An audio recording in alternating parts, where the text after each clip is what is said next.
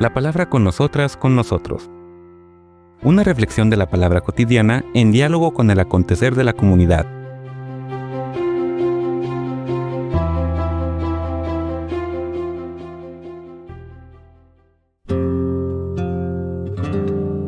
Hola, buenos días. Bienvenidas, bienvenidos a la palabra con nosotras, con nosotros. Pues aquí estamos retomando nuestro recorrido por la carta de Pablo a los Romanos, este texto tan rico, tan denso, tan lleno de experiencia de encuentro de Dios por parte del apóstol Pablo. Nos quedábamos hacia el final del capítulo 9. Ya hemos comentado que estos capítulos doctrinales, 8, 9, 10, 11, Pablo los escribe o los desarrolla un poco en la estructura de lo que solían ser las enseñanzas de los rabinos de la época. Entonces, intercala muchísimas citas de la Biblia, desde luego la Tanaj de la Biblia hebrea, para sustentar, subrayar su propuesta. Y eso es lo que encontramos ahora en el versículo 25, donde nos quedamos en el podcast anterior, en una cita muy hermosa de Oseas, que está apuntando precisamente a este elemento de la salvación universal. De una u otra manera es el centro del mensaje, aunque como decíamos a veces a Pablo le gana este síndrome del neoconverso, pensando que absolutamente todo es iniciativa, básicamente voluntad de Dios, corriendo el peligro de dejar fuera la voluntad humana. Y también terminábamos comentando que la única manera que Dios tiene para salvar es amando, y el amor que salva es aquel que se acoge desde la libertad. Pero tomando esto en cuenta, vamos a ver en qué consiste esta cita del capítulo 2 de Oseas. Nos dice el texto a partir del versículo 25 del capítulo 9 de Romanos. Como dice Oseas, al que no era mi pueblo, lo llamaré pueblo mío, y al que no era mi amada, amada mía. Y donde antes les decía, no son mi pueblo, allí mismo serán llamados hijos del Dios vivo. Acerca de Israel, Isaías proclama, aunque los israelitas fueran numerosos como la arena del mar, solo un resto se salvará. El Señor va a ejecutar en el país la destrucción decretada. El mismo Isaías predice, si el Señor Todopoderoso no nos hubiera dejado un resto, seríamos como Sodoma, semejantes a Gomorra. Palabra de Dios. Vemos cómo está entrelazada, presente en la argumentación y sobre todo en la experiencia de Pablo, que sin duda alguna lo que le da sentido a su vida y desde lo cual va construyendo su actuar, su predicación, su misión, su apostolado, es el encuentro con la salvación gratuita de Dios en el amor de Cristo. Con todo, es heredero de la tradición de su pueblo y por lo tanto considera que los textos sagrados propios de esa tradición contienen elementos fundamentales que no pueden ser contradecidos en esta buena noticia, en esta oferta de salvación.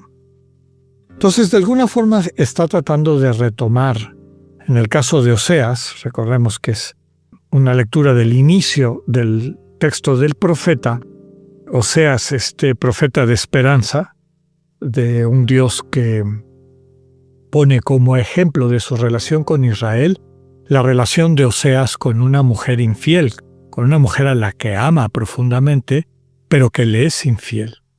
El mensaje es ese: Dios nos ama más allá de nuestra infidelidad y espera la respuesta de Israel para poder demostrarle, renovar, profundizar en ese amor.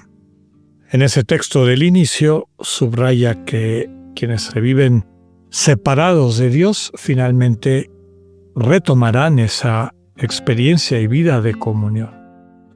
El pueblo que no era mi pueblo, ahora será pueblo mío.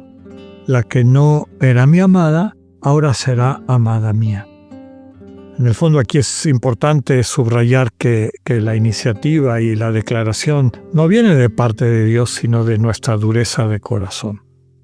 El amor de Dios es infinito, es permanente, es incondicional, es indiscriminado.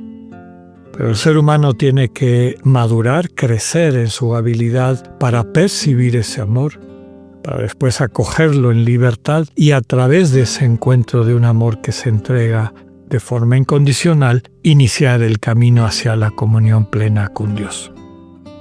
Eso es lo que vive Pablo. Recordemos su crisis de fe farisaica, la ceguera en la que queda cuando se le desmorona su manera de entender a Dios como fariseo y la luz que recibe de Cristo en la comunidad cristiana que lo acoge. Ya comentábamos que a lo largo de todo el capítulo 9, Pablo deja el término judío para referirse al pueblo elegido, a quienes están en camino, digamos, a quienes ya viven de alguna forma la comunión con Dios. Toma el término israelita. Ya ha comentado que no todo judío es israelita desde esta perspectiva de quienes ya viven la comunión con Dios. Y hay israelitas que no son descendientes sanguíneos del patriarca Abraham. Por eso recordemos que él se asegura de subrayar que el vínculo con Abraham y la herencia que Dios le promete a Abraham no tiene tanto que ver con la sangre o con un linaje humano, sino con esta actitud de fe, es decir, de confianza, de relación interpersonal con el Dios vivo. En la segunda cita del texto que acabamos de compartir, ya no de Oseas, sino de Isaías, aparece nuevamente esta visión del resto. Siempre permanece un grupo, una pequeña comunidad de personas que, habiendo entendido este proyecto de Dios y su oferta, la acogen, la viven y la testimonian. Eso lo vamos a ver con un poquito más de profundidad en el siguiente capítulo, en el 10. Es el testimonio de este pequeño resto de quienes por distintas circunstancias, de las cuales no está ausente, sin lugar a dudas, su voluntad y su compromiso, han captado el proyecto de Dios y viven ya en él, enamorados del Dios vivo, viviendo en esa relación de centralidad de Dios en sus vidas, que denomina el término reino en la tradición cristiana.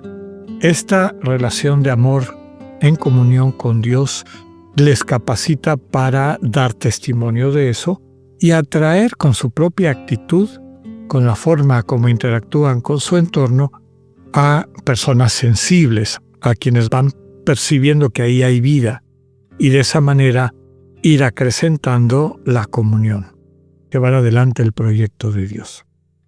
Termina el capítulo 9 en los versículos 30 al 33, cerrando la propuesta, esta argumentación de Pablo, y nuevamente subrayando que él tiene fe que su pueblo eventualmente encontrará la luz en Cristo. Nos dicen estos versículos: Entonces, ¿qué diremos? Que los paganos que no buscaban la justicia la alcanzaron. Se entiende, la justicia por la fe. En cambio, Israel, que buscaba una ley de justicia, no la alcanzó. ¿Por qué? Porque la buscaban por las obras y no por la fe. Y así tropezaron con la piedra de tropiezo, según lo escrito: Pondré en Sión una piedra de tropiezo, una roca que hace caer, y también quien se apoye en ella no fracasará. Palabra de Dios. Desde luego que a esto hace referencia esta piedra de tropiezo simbólicamente a la persona de Jesús y a la relación de encuentro desde el amor que Jesús ofrece. Quienes captan que el camino de la salvación de la vida plena es dejar a un lado toda pretensión de quererse ganar, pagar el amor de Dios, lo cual nos pone fuera de la relación de amor que salva, y descubren que ese camino de salvación es gratuito, se dejan justificar, se dejan ajustar por Dios. Y quienes no lo hacen así, aunque sean devotos a la manera de Jesús, quienes creen que con sus obras van a ganarse el amor de Dios, se quedan fuera de esa relación de salvación.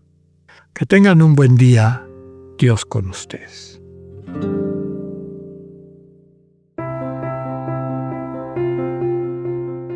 Acabamos de escuchar el mensaje del Padre Alexander Satirka. Escúchalo de lunes a viernes a las 8:45 de la mañana por Spotify o por radioiberoleón.com. Esta es una producción del ITESO, Universidad Jesuita de Guadalajara y Radio ITESO 95.1.